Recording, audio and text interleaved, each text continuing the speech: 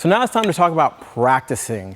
And I'm going to give you some simple ideas you can use to take all the stuff we've worked on and put it together. And that's the key. How can you put this together so when you build on this later on, after you've developed the accuracy, you can take a lot of the stuff into matches, whatnot. So the very first thing we're going to do is what I call around the horn. Basically, I'm going to start off hitting a short volley and then go deep and then short.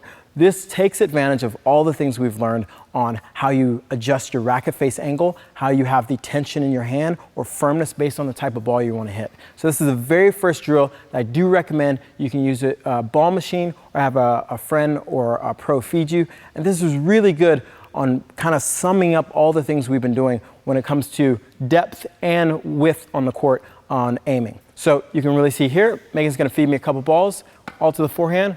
So you can see there, deep, and on the deep ones, how I'm a little bit firmer, and on the short ones, a lot softer, letting the racket recoil. This is a great drill to work on a lot of those things when you're talking about aiming and depth in the court. The second drill you can do with a ball machine, pretty much having it fed to you, this really works a little bit better if you have a partner, is just to do volley to volley when your partner is at the net. So when your partner's at the net, you're still working on going back and forth, focusing on the racket face angle, the firmness in the wrist, depending on different type of balls you're going to hit. So all we're going to do, go ahead, and notice how nothing's changed. If the ball's a little bit lower, I open the racket face, soften the hands, and we're not trying to kill each other. I'm focusing on the awareness of contact, where the ball is, and the better you get at this and learning how to, what Ian was referring to earlier, adjust for the many different type of ball heights where you might have to firm up.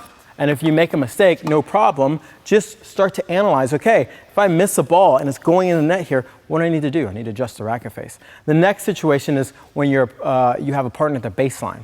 And this is just the exact same, you're adjusting, but now our targets change. Instead of keeping the ball nice and controlled with a partner at the net, I'm going to hit the ball deeper, which means I have to have, again, what? A firmer type wrist, and I want to make sure that the racket face isn't extremely open.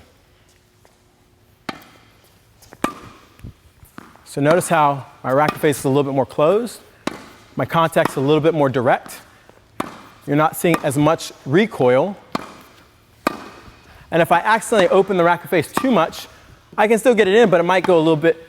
If I open it way too much, it can go deeper. But you can see how I can still get the ball in with the open racket face, but it's not necessarily the ball I like. So there's a huge range there. Do a couple more. So you can see I'm hitting really deep. If I open it up and it's too short, you can see how it landed short. So again, I'm really focusing on having the correct racket face angle. And the right firmness with my grip. So with that in mind, you can really develop great accuracy and consistency by putting all this together. And the more you practice it, the better you're going to get at it.